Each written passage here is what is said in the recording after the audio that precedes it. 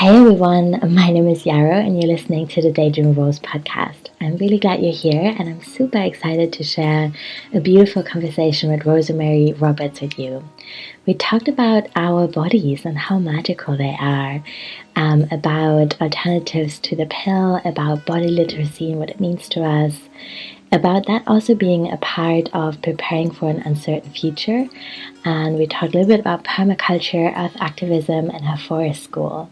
So really, really beautiful subjects. And as you know, I've been kind of on this journey this year of really getting to know my body better. So I'm really excited that Rosemary is doing such beautiful work and about what she's sharing. She's also running an online program coming up in October and is offering listeners a 10% discount, about which you can find out more in the link in the show notes. A few small announcements from me. I am so excited it's finally my season. Autumn is my absolute favorite, so I feel like I'm much more in my element now. I'm settled in my new house in Scotland and I'm ready to make things again. I've been writing a lot of zines. Leaving social media has really given me a lot of space to think and become quieter and kind of dream about the things that I really want to put out into the world. So I feel like there's been a big shift in energy and creative expression this summer. And yeah, I'll be emailing out free e-copies of the zines that I've been writing so far. I'm currently also trying to find a way to make them available in a cheap way online. So I would love to print on recycled paper, for example, and at the same time I would love to find a print-on-demand solution because shipping around the world is otherwise both energy and intense and expensive. So yeah, I'm currently looking at options into that, but if you want to hear about that and when they're coming out, do sign up for my newsletter. The link for that is in the show notes as well. And then finally, next week, the next version of my membership program is starting. So it's called Embodied Magic, and it's a low-cost monthly membership with 2 live calls that we're doing together where we're meeting, talking about what's going on, checking with the season, with our bodies, writing together, meditating a little bit, just getting to know each other. And they've been really sweet. I've been loving offering them. They used to be just one a month, and now we offer 2 at different time zones so that more people can join. You'll also receive recorded meditations, seasonal ritual ideas, playlists, how-to videos with simple herbal recipes, a few tarot spreads, and audio recorded self-massage practice, which is my favorite. Those are so fun to record, and then a gentle movement and journaling practice. And then there's also space over in Mighty Networks to kind of talk about what we're exploring together and meet other people, and that's available for all patrons. You can pledge on a sliding scale, $9, $6, or $3 to get access, which is also supporting the podcast and makes free resources available to lots and lots of other people. So thank you so much for considering that.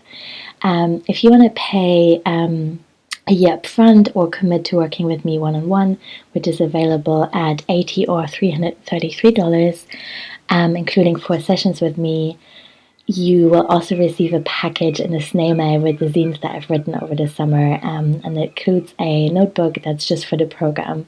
So yeah, I'll be posting on my website daydreamrose.com about those. They should be arriving this afternoon, so I'm incredibly excited to open that box and see what the paper feels like and how the colors have come through and all that kind of stuff. So yeah, thank you so much for listening. Enjoy the conversation with Rosemary as much as I did, and check the links in the profile. Have a beautiful day. Hey everyone, I'm really excited to talk to Rosemary Roberts today. She has a beautiful practice called Womb Sage, and we're going to talk about bodies and fertility and I think a lot of other things that probably I don't have so much of an understanding of yet. I've known Rosemary through a program that we're in together, so we've been in regular sessions since spring, and it's just been really beautiful to witness her thoughts about growing a business and being in the world and communicating about it. So I just have always loved being in a space with Rosemary, and I was really excited to interview her for the podcast. So hey Rosemary, thank you so much for being here. I really appreciate you taking the time. Thank you, Yarrow. It's really great to speak with you. Yay! As a first question, I always like to ask where you are in the world right now and what nature is like around you, so that we can kind of imagine the space even as we're listening through time and space. Yeah. So I'm currently living on Patwin land in what is commonly called Davis, California. It's in the southern part of Northern California. It's about a little more than an hour's drive to the Bay Area. Mm-hmm. Kind of like I'm northeast of the Bay Area. Um, it's very hot right now. We are in a unusually late heat wave. We had temperatures in the upper 90s Fahrenheit, which would be the upper 30s Celsius, and yesterday, and we're supposed to have that again today. Oh, wow. Yeah, we usually get this in early September, but not in late September. So this is interesting. Um, I'm originally from Oregon, from the Willamette Valley, about 9 hours drive north of where I'm living currently. And I've been living here for about a little over 4 years now. Mm-hmm. Cool. What are the trees doing outside your window? The trees, right now they are still. I think the wind is supposed to pick up though, but we have a lot of interesting trees here. We have a lot of different kinds of oak, which is interesting for me coming from the Willamette Valley. There's one oak. There's the white oak. And there are some 20 species of oak in Northern California, and I have not gotten a handle on identifying all of them yet. But it's my goal to get a lot better at that in the next year, as this is the last year that I'm going to be living here. Oh, wow. Okay. That is really impressive. Cool. So I'm wondering how you would describe your work to someone who doesn't know it yet. Yeah, so my work is I call myself a full spectrum reproductive and sexual health educator. My certifications are reproductive sexual health educator and fertility awareness educator. I also have certifications as a childbirth educator and a lactation educator. I'm not doing as much of that work at the moment, but my work focuses around menstrual cycle health. I teach a lot about menstrual cycle anatomy, physiology, what the hormones are doing. That's one of my favorite topics, is just the amazing things that hormones do to create a menstrual cycle in people with ovaries. And it's how that all fits together. It's very, very intricate and amazing, and I love it. I teach cycle tracking, so how to really get to know and understand what your cycle is doing, and that starts with the hormone piece. But then when I teach, we really get into the nitty-gritty of what's called symptothermal cycle tracking. So taking waking temperature and checking cervical fluid and cervical position daily. Mm-hmm. And through the information that we can glean from that, we can, on the one hand, learn so much about our hormonal health, our overall reproductive health, and we can also use this information to either avoid pregnancy or to get pregnant. Mm-hmm. So most of the work that I do is with people who are wanting to avoid pregnancy, Mm-hmm. but I also do work with people who are wanting to get pregnant. Mm-hmm. And also people who are wanting to just gauge their reproductive health and their hormonal health. Maybe they're not in a relationship in which pregnancy is even a possibility, so it's not something that they're looking for that contraceptive piece. I work on lots of different areas around that too. I also consult with a lot of people about diet and lifestyle factors that affect our hormones. I do a little bit of work with herbs. I do a little bit of that on my own, but I mostly do it in conjunction with herbalists, trained herbalists. I am somewhat of a lay herbalist, having been studied it myself on my own for many, many years, and using herbs for myself and my family. But I also teach in conjunction with an herbalist friend of mine. We have a really neat class series that we've created together, called Herbs and Cycles, that I really enjoyed doing. That's something that we've only done in person, but maybe someday we'll do online. But the rest of my work, I do a lot of that online. I do work with some in-person clients who are local to me, and I do teach classes in person. But I'd say over 75% of my teaching and consulting is online with people all over the world. Mm-hmm. Yeah, that's so beautiful. I'm really excited that you're doing this work and that more people are making it accessible in lots of different ways, and also just kind of talking more about the wide variety of options that we have available without any judgment about what might be good or better for someone. I was prescribed a pill when I was 12 and was on it for 10 years. So I feel like it was really only in my 20s that I got to know my cycle in a way, and only in my late 20s that I really kind of got more interested and excited about it. I'm currently reading the book Period Power, which I can really recommend. It's great. And I'm just having my eyes opened all the time, and obviously on a really deep, outrageous level, cannot believe that I never knew these things. No. It's wild. I'm going to ask you something that's a big overshare probably from my listeners. I'm just really interested. So I've often heard it recommended that people check the position of their cervix, but I have extremely short fingers. I really can't feel mine, and I have tried so many different positions. It's just not often working for me, but maybe when it is and when it isn't, that's also a piece of information. Yeah, so that's really interesting. There could be different things going on there. Some people's cervixes tend to be higher up in their vaginas than others. Also, depending on, so one of the reasons that we check the cervix is that usually for most people, the cervix is lower down at the start of the cycle during bleeding and during the early infertile time. And then the cervix raises up around, like, leading up to the fertile time and throughout the fertile wave, and then lowers again after ovulation, and then remains low for the rest of the cycle. And that's one of the indications that tells us when we are in our fertile wave.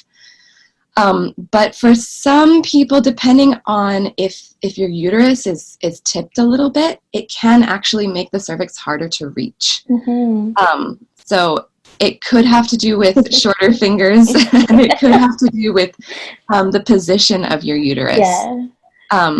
And if you try to feel it every day throughout an entire cycle, are you able to notice any differences? I mean, I can feel it sometimes, and so, but just not always. I think that's interesting. I didn't want to make it about me or like ask you for a diagnosis at all, but I think it's an interesting illustration of how commonly we know so little. Like, this is also, there has been pretty new information to me, I think, this spring, that cervixes move around, and like really how complex this whole system is. It's like magic, isn't it? Yeah, it is. It's really amazing. I'm glad my cervix made an appearance on the podcast. Me too. So I would love to know a little bit more about how you came to do this work. Did you always know this was something you wanted to do? Yeah, not at all. I've been through many different. I've been in many different directions. This, I suppose. I mean, my involvement in reproductive health, I guess we could go all the way back to my teenage years when I, came of age myself and started on the pill pretty early. Didn't know there was an option. I always say when I talk about this, I'm really, really grateful to my mother for taking me to see a gynecologist when I was entering what looked like it could be my first sexual relationship, rather than being like, no, you can't do this. My mother took me to a doctor and helped me get a prescription for the pill. I'm grateful for her involvement in my life that way. And I also think I really wish that I had known that wasn't the only option at that time. And I mean, the issue of whether or not as a teenager I would have been able to use fertility awareness to avoid pregnancy, that's a completely different story. Mm-hmm. But just the fact that, and I think that, that depends on the person. I don't necessarily think that all teenagers should practice this. Obviously, there are other considerations, STIs, which fertility awareness doesn't have anything to do with. And then later on, I learned that my mother had actually used fertility awareness to get pregnant. Mm. And I asked her, like, did you have any idea that this could be used to avoid pregnancy? And she said, no, she didn't really. So that was an interesting conversation to have with her. So anyway, I was on the pill for about 10 years also, or different forms of hormonal birth control. Later in my teenage years, I became aware of abortion and abortion rights and how important that was. This was in the late 90s, the mid to late 90s. So the laws in the country where I live were quite a bit more liberal at that time than they are now. There've been a lot of changes since then. And I remember starting to become aware of that. And then when I was in college, starting to get involved in abortion rights activism. And I've never myself had an unplanned pregnancy. I've never had an abortion myself. But I spent several years working on both the political side and in the support and medical side as what is now called abortion doula. We didn't have that terminology back then, but I did spend a year when I was in college volunteering once a week for 1 day a week at a Planned Parenthood as a support to people coming in to receive abortions. And so I got to be there and experience first trimester abortions with the people who were there receiving them as their support. I answered their questions. I held their hands. So that gave me a really interesting insight into a different side of it from the political activism side. After that point, I kept involved in the abortion rights movement, but in terms of my own studies, I was doing various things. I studied anthropology. I have a master's in anthropology. I moved to Canada for a while. I actually got that degree in Montreal. And it was there that I found out about fertility awareness through a girlfriend, actually, who had dabbled in it a little bit. And she told me about the book, Taking Charge of Your Fertility. And at this point, I was at a point in my life when I was really starting to question a lot of the things that I was doing, starting to get involved in an anarchist movement, getting involved in permaculture, getting in, a lot of different things. I don't need to go into all the details. I love how shiny your face just became, though. That was nice. Yeah, thanks. And starting to think about, why am I putting these synthetic hormones into my body just so that I don't get pregnant? What else is this doing to me? Starting to become aware of what the hormones were doing on ecological terms, what the constant peeing out of the leftover synthetic hormones that I was doing every day, how that is affecting waterways. And some people on hormonal birth control have very strong side effects. I didn't experience anything that was like, whoa, I really need to get off of this because it's really hurting my body in this and this and this way. That wasn't my experience. It was more of a general, like, maybe I don't want to be doing this anymore. So I stopped taking hormonal birth control. I was at this point in a fairly new relationship I guess we'd maybe been together for about a year at this point. And we were also polyamorous, and so I was in, a couple of relationships at this point, only one with a man. Mm-hmm. And so he was totally open to exploring this together, this method that I had learned about from my lover. So we kind of went down this path together, and found that it was really I found that it was really, really great for me, but also for our relationship, in terms of my partner's involvement in it. It wasn't just something that, like, when I was on hormonal birth control, it wasn't an issue. It wasn't something that we talked about because we knew at all times that I was not fertile. Mm-hmm. Using fertility awareness, you get to experience your natural cycle, which has a time of fertility and times of non-fertility. And it was a very positive development in our relationship, because it facilitated that communication about my fertility. And that's something that I often talk with heterosexual couples about, is that how it can really help with communication. And on another note, in terms of communication, I found that polyamory was also very, very positive in facilitating communication for us. But that's a different topic. It's always great to have different things that facilitate communication in relationships. Yes, totally. I totally agree. And also communication with ourselves and our own bodies. I think that's really beautiful. I want to circle back 1 second about the abortion work that you've done and just say that that's really beautiful. I think it's such an important decision to be able to make in a really liberated, free way. And also it is so emotionally challenging and then so much harder to make that decision in an environment that's so hostile to that freedom. And so I'm so glad that you were around for people and were able to do that hand holding. I'm sure that was really comforting. So, yeah. Yeah, I think it was. Yeah.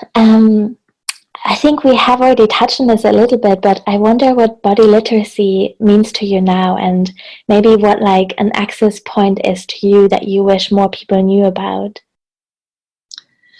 Yeah. So body literacy to me means understanding what's going on in your body in terms of your anatomy. Like, on the one hand, you've got body mapping, like where everything is, how everything fits together.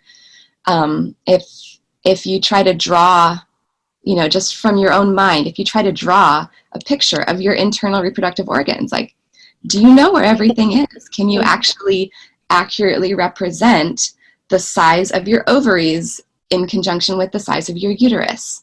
The size, like, where is the cervix? All these things. That's part of body literacy, is understanding where everything is and fits together. And then the other part is, how does it all work? What are the hormonal changes that are happening? What are the processes through which these hormones are communicating with and facilitating communication? Because that's basically what hormones do. They facilitate communication between different parts of the body. And how is that all fitting together? So being able to draw an accurate map, and also being able to understand the accurate processes that are going on. That's body literacy to me. That's a really important starting point for then understanding anything else that's going on and understanding the cycle. I think it's really, really imperative especially for people who are tracking their cycles for a goal, either avoiding pregnancy or getting pregnant, or for troubleshooting cycle challenges, understanding reproductive health. It's so important to start with that baseline knowledge of the anatomy and physiology, and what your hormones are doing and why, and then also understanding what can derail those processes. So what are some environmental factors, dietary factors, Other lifestyle factors such as increased stress, not enough sleep, things like that, that can derail those processes.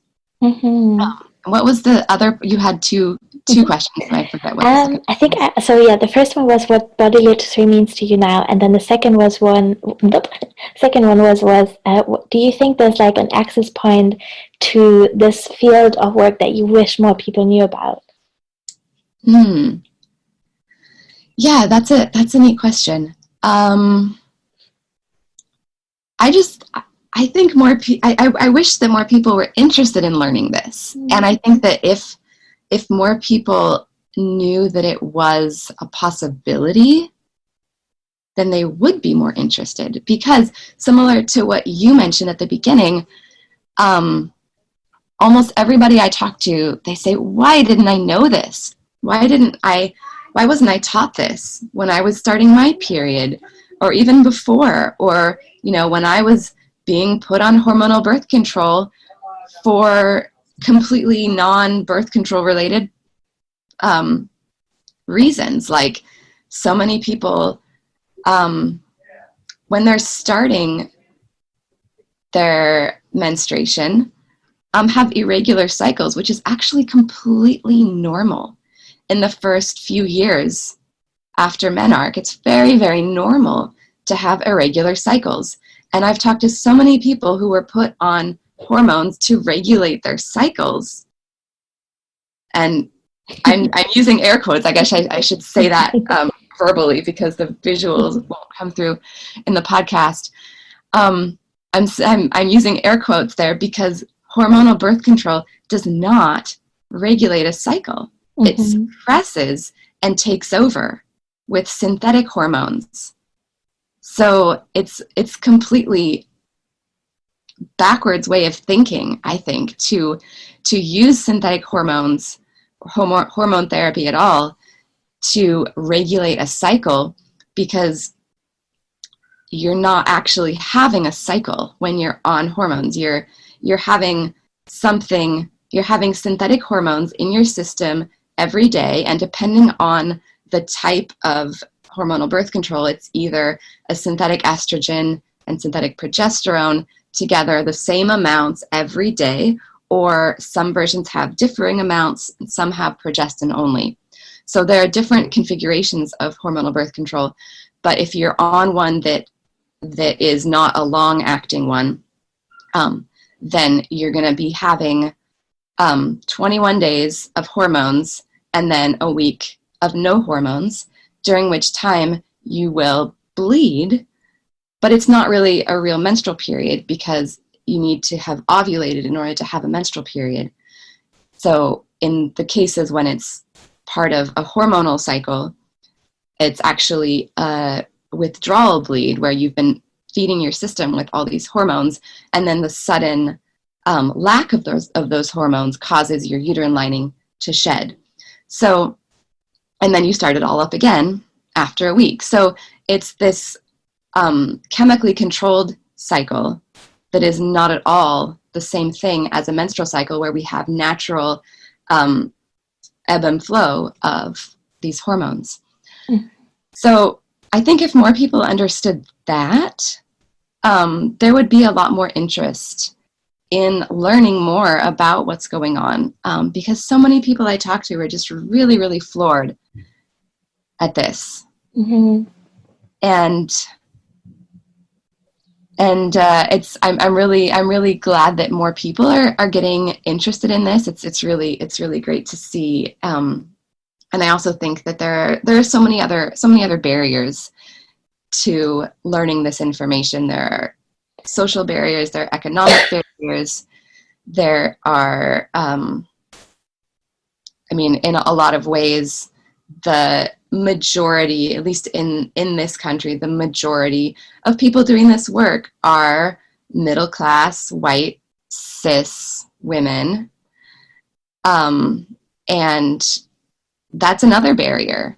It's a barrier to people who don't identify with that, or people of color who are looking for people who represent their experience more in this work.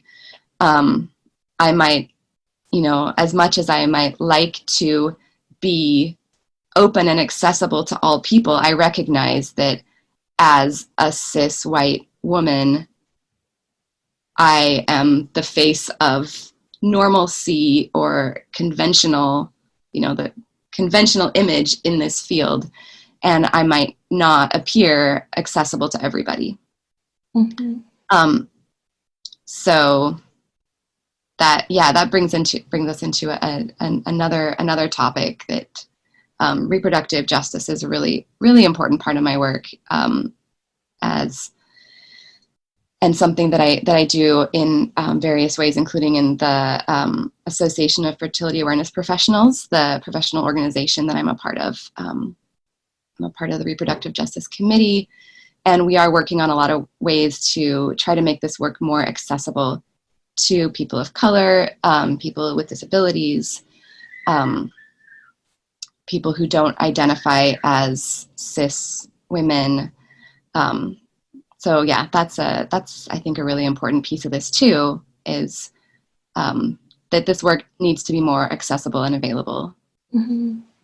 Yeah, thank you so much for naming that and doing that work. That makes me feel hopeful for the future of this field. And yeah, well, I mean, yeah, totally. I want to circle back on what you said about the barriers as well, because I totally agree with what you said. And I think because we're talking a lot about embodiment in this podcast and really gentle ways of kind of moving closer to that in a way that's possible, I really needed so many years in my 20s to very gently explore my body. And I know many people like myself that are survivors who have a really hard time even being curious about that part of their bodies. And I think that was really true for me too.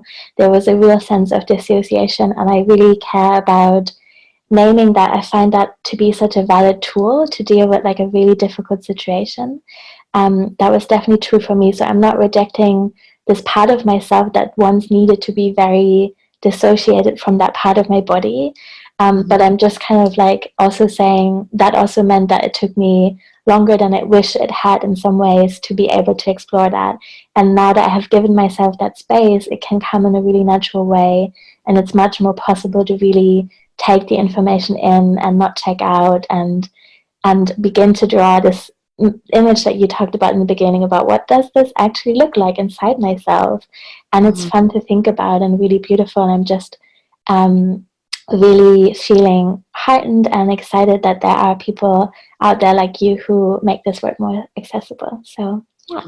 Thank you, and thank you for mentioning that. It is another really, really important piece of this work, that it can be challenging for survivors to come into this work, and it can also be very healing. And I have worked with some survivors of sexual assault and sexual abuse who have expressed that it has been incredibly healing for them. And I always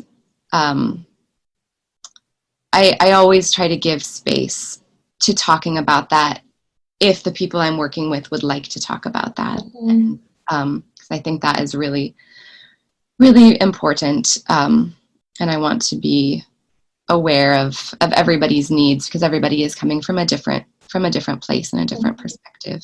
Yeah, and you're totally right. It can be so healing if it comes from a place that's like very intentional in the pace of the person. I'm massaging my boobs almost every single day now, for example, and I'm learning about breast tissue and how it's all related to lymph. And it's such a huge contrast to how I saw my chest as a teenager in my early 20s as really just this weird part of my body I was so disconnected from, that was for the visual consumption of men mainly. And in my relationship to my breast could not be more different now. And it's so beautiful to sit at my altar every day and massage them with oil that I have infused myself, and to really just make that my own. Yeah. Wonderful. I have so many more questions. I'm just thinking about what should I ask next. You also trained in earth activism and permaculture, and I wonder how that's weaving into this work. So you've touched already on, for example, the issue with the hormones that were kind of peeing into the groundwater all the time, and I wonder if there's more to that in the intersection of these two things. Yeah, that's an area that I'm actually working on a lot right now, is trying to find more connections here. So yeah, like I mentioned before, I do have a background in permaculture, and it's not something that I have done very actively in recent years. Though I feel like it's something that informs a lot of the things that I do on a regular basis. And in terms of like weaving the two together, I'm working on putting together a curriculum that brings permaculture design principles into body literacy and fertility awareness. And I am not quite sure all the ways in which that is going to come together yet, but it's something that I've been working on for a while. And there's a lot to say, I think, in the there. I guess one way to put it is there is a lot of reflection that can be done between the two. For one of the permaculture principles is observing, going into a new space and observing what's already going on there, rather than just saying like, we're going to plant this here and this here and this here. The first step is observing and taking in what's already there and really being with the space. And I think that's similar to looking at what's going on inside your body and being with the space of your body and observing. We do a lot of deep observation in permaculture and in fertility awareness.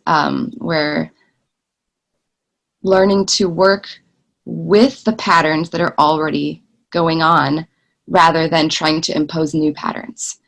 So there are, that's, just a couple of examples, but I think there are a lot of ways in which body literacy, fertility awareness, and permaculture principles mirror each other. Mm-hmm. And then there's the side of the more activist side of, and just the side of like looking at what's happening in our world with climate change, species extinction, drastic changes in weather patterns, drinking water shortages, these things that have been going on in many parts of the world for a long time, and I think are finally catching up in in like the area where I live here on the west coast of the United States. We have a lot of geographic privilege in that we haven't been seeing as many changes up until recently as some parts of the world have been experiencing much more drastic storms, flooding, incredible drought. We have had some drought here, but aside from that, and then there's been this increase in wildfires. At least last year was a pretty big one for wildfires. So we're starting to see this a little bit, but in general, we still have a lot of geographic privilege right here with a more mild, mitigated climate. Where was I going with that? I guess just to say that climate change is becoming more real to more people, I think, now than it was before. So more people are realizing the global changes that are happening because more people are experiencing it firsthand, whereas before, a lot of people in places where the climate was more mild, where climate change seemed to be more mild, weren't experiencing it. Does that make sense? Yeah. And so I think for more people are starting to think about things like how our hormones are polluting the waterways. On a political level, there's a lot of uncertainty right now, at least in the United States, about access to other forms of birth control, access to abortion. It's very, very, very, very hard to access abortion in many parts of this country right now. And that could be becoming more widespread. Prescription birth control is very, very expensive here if you don't have just the right insurance to cover it. Insurance is becoming more expensive and harder to access for a lot of people. Then there's the question of societal collapse and what that is going to look like over the coming years and decades. There's so much that we don't know. And so I feel like this work is really important on a political level, and on a health level, on an environmental level, and also on, if you will, a survivalist level, because at some point, whether that's in my lifetime or the lifetime of my children, the things that we take for granted, the access to healthcare, medications, including prescription pharmaceuticals like birth control pills, we might not have that. We most likely will not have that at some point in not too long. So having more information about other ways to do this, I think, is really, really important.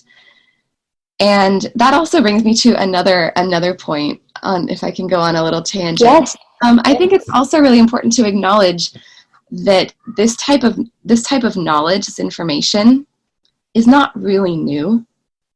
It's new to us right now because it was taken away from us.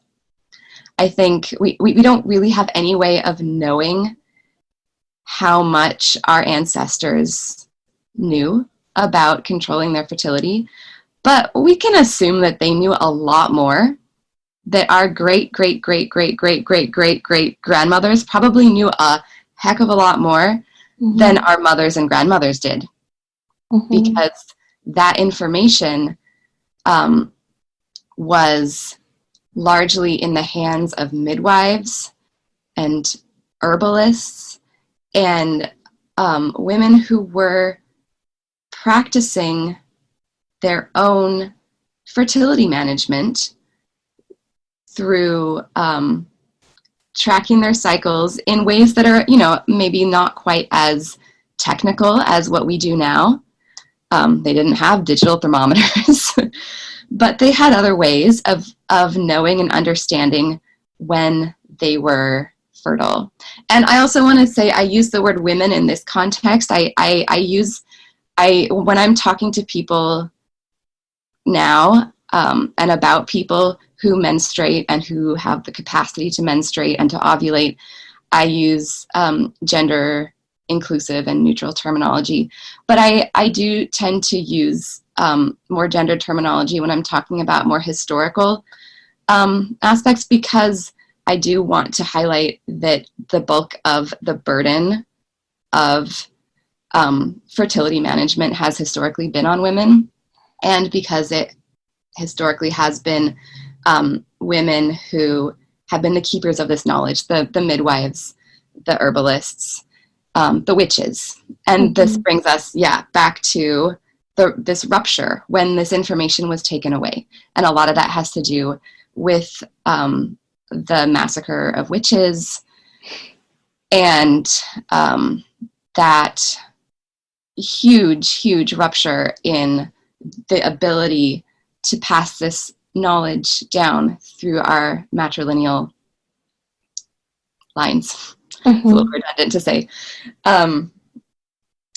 And then after the time, after the burning times, the massacre of witches, there were still some who held this information and pieced bits of it back together. And then in the mid to late 1800s, there was the huge rise of the male medical system that, again, created another rupture, took this information away, as these male doctors, and I'm using air quotes again because I forget the exactly when, but it was by the late 1800s or early 1900s, only a tiny percentage of these men who were calling themselves doctors actually had any formal medical training. They were starting to, create all these really negative images of midwives in hopes of getting their clients to come and start having their babies in these hospitals, which at the time were actually really unsafe places to have babies. This is a whole other topic that we could, I'm not going to go into it too much more, but anyway, there have been throughout history multiple ruptures in the sharing and spreading and disseminating and passing on of this information. And I am sure that a long time ago, our ancestors had a lot of this information, and it was taken away again. And now for the past 60, 70 years, people, mostly, largely doctors and scientists, have been piecing it back together. And our current understanding of fertility awareness at its most effective, which I should probably talk about that too in a moment, is based on the last several decades of piecing this information together from what we can measure with scientific studies, with observation, looking at what happens during ovulation with ultrasound, looking at the different changes in our bodies that are taking place over the course of a menstrual cycle. This has all been studied on a very scientific level in the last several decades, and that's exciting. And it's giving us a lot of data, a lot of really important information. And on one level, it's not new. That was just the point I wanted to make with that. Yeah, and I also totally agree. It's really exciting, and I want to learn more about it. But it doesn't tell me how I connect with my body and how I make magic in a tea and how I learn about plants and bring that into my own space. So I feel both these contributions are so important and beautiful, and I don't want to let them be a binary, if that makes sense. Yeah. You're also running a forest school, which is so cute and exciting. I would love to hear what a day in a forest school looks like. Yeah, sure. So I guess I need to back up a little bit with this, because there is something that I haven't mentioned. I guess I was starting to talk about earlier. I was talking about my entry into this world of fertility awareness, and then we kind of got on to other topics. But I do want to back up before I talk about the forest school, because the forest school is intricately linked to my children, and I haven't mentioned my children yet. So in terms of my own personal practice of fertility awareness, I've been practicing it for a little over 10 years.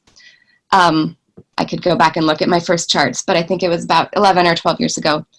And I used fertility awareness to avoid pregnancy for several years, and then my partner and I decided we were ready to get pregnant, and so I was able to use the same tools, flip them around, and get pregnant quickly, and then use it again to avoid pregnancy, and then a few years later again to get pregnant again, and now using it to avoid pregnancy again.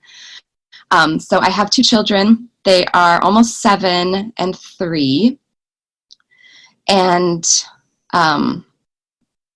that is the entryway into the forest school bit. I have for many years been, very passionate about outdoor education, and before having children did work a little bit with outdoor education for kids. And then since having children, it's just been a really important part of our family life, is spending a lot of unstructured time in the wild, or in as close to wild as we can get. And when we moved to Davis 4 years ago for my partner to start a PhD program at the university here, that's why we're living here, and why it's temporary. One of the first things we did, we at that point had an almost 3-year-old, and we were looking for a forest school. That was our first choice in terms of schooling. And there wasn't anything in the area, and we were pretty disappointed. We ended up finding a Waldorf school locally that is kind of similar in some ways. They really prioritize outdoor education in the early childhood section, so we really have enjoyed that. Both kids are there right now. But then a couple of years ago, I heard about somebody starting up a forest school program, and I was so excited. So I had my older child, whose name is actually Yarrow, in the program the first session that they were open, and we really loved it. It was really wonderful. And then the woman who started it had to move away pretty suddenly after completing 2 seasons of that program, and I really didn't want the program to die. So I said I would love to be involved in helping to keep it going. And she was basically like, okay, here you go, and handed the program over to me. So I've been running it for about a year now, and it's been really a great experience. I'm doing a lot more administrative website work than I really felt like I was competent to do. But it's been a big learning experience. And I've been growing the program. We started off only 1 afternoon per week, and now we're at 2 afternoons per week, and we have a really long waiting list. So I'm going to be trying to expand it. But basically what it is at this point is a drop-off program for 4 to 7-year-olds. And this fall session, which will be starting in a few weeks now, we have a section that's for slightly older kids to up to 10 for the first time. And we meet in an area that's just at the edge of town. It's a riparian area along a creek. It's kind of the wildest place we can find near here. Davis is very flat, completely surrounded by agricultural area. It's a huge agricultural part of the country. So it's hard to find wild spaces here.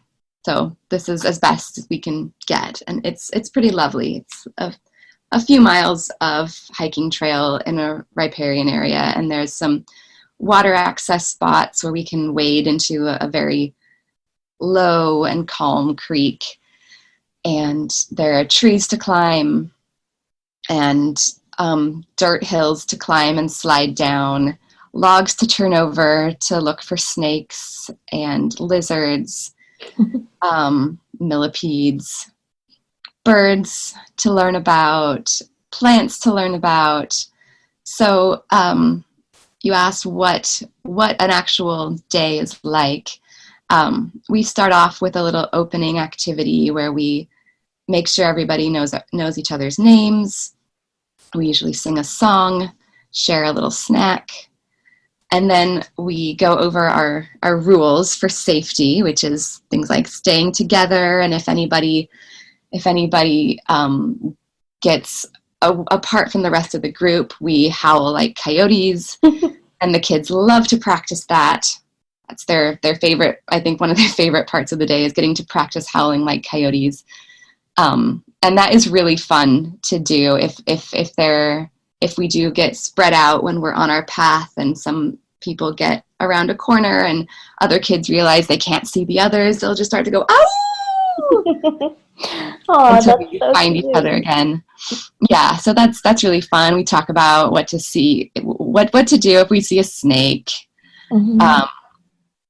which hasn't actually happened yet, but there are rattlesnakes in the area. So we just remind kids to just be calm and slowly back away. I will come. Yeah, it's really fun. And then we take a walk. We go at a young kid walking pace, and we stop where they want to stop, explore what they want to explore.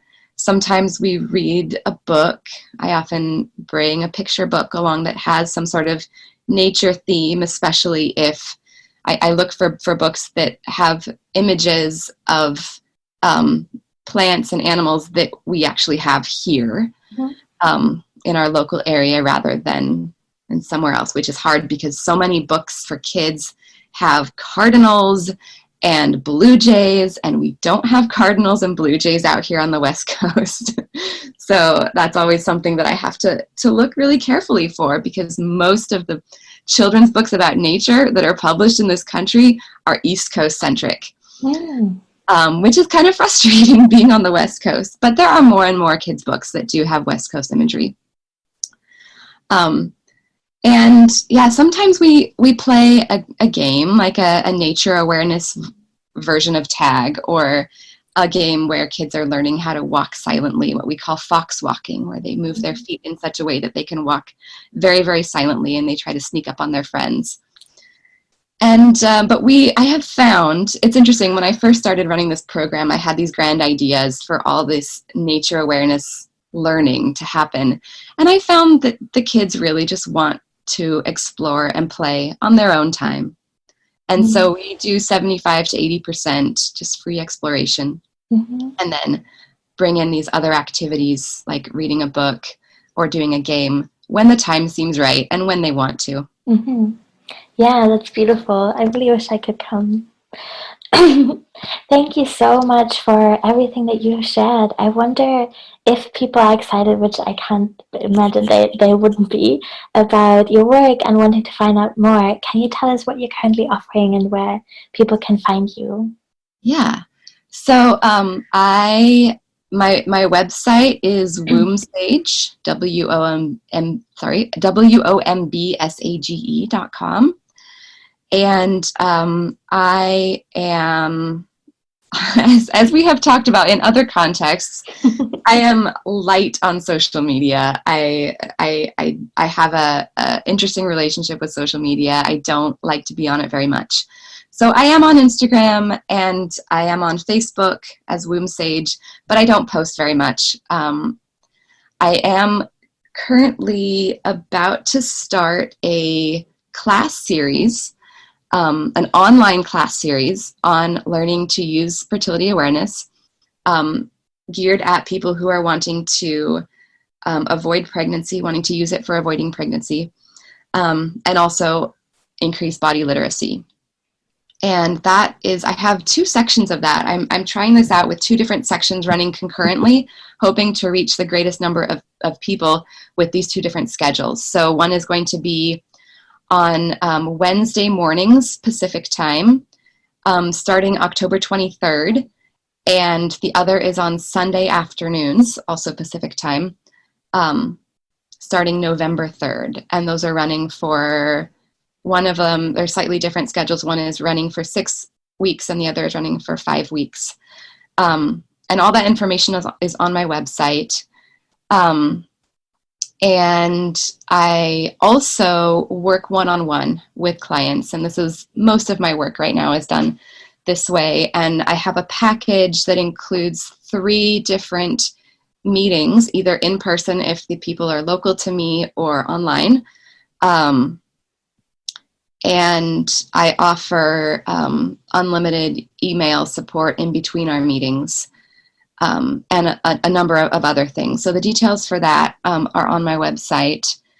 And I would really love to see some listeners of your podcast in my class. And I would like to offer that anybody who finds out about my class through this podcast, I would love to offer a 10% discount on the price of my class. So for listeners who are interested in doing this, if you register, just mention that you heard about this on this podcast in the registration form, and I'd be happy to apply a 10% discount to the overall price of that. I also offer payment plans. I really want to work with people with, whatever is the best way. I have a need to financially support my family, and I also want this to be accessible. So I am always open to discussion, payment plans, alternatives, whatever works for the people who really want to do this work is what I want to work with people on this. Yeah, thank you. Thank you so much. That's really generous. I will link to everything in the show notes. And even if people listen to this some further time in the future, they should still check your website out, because you maybe might do it again next year, or they can work with you one-on-one. And so, but recording this in September, and I hope lots of people will check the class in October and November out. That sounds beautiful. Rosemary, thank you so much for telling so much about your story and illustrating so much of what makes this work so beautiful and magical and empowering. I'm really excited to share it, because I feel I feel like I want to be on this mission with you of like getting more people excited about it. It's so powerful and so important. And so thank you so much for sharing and for making the time. Yeah, you're very welcome. Thank you so much. It's been really nice talking with you. Thank you. Thank you.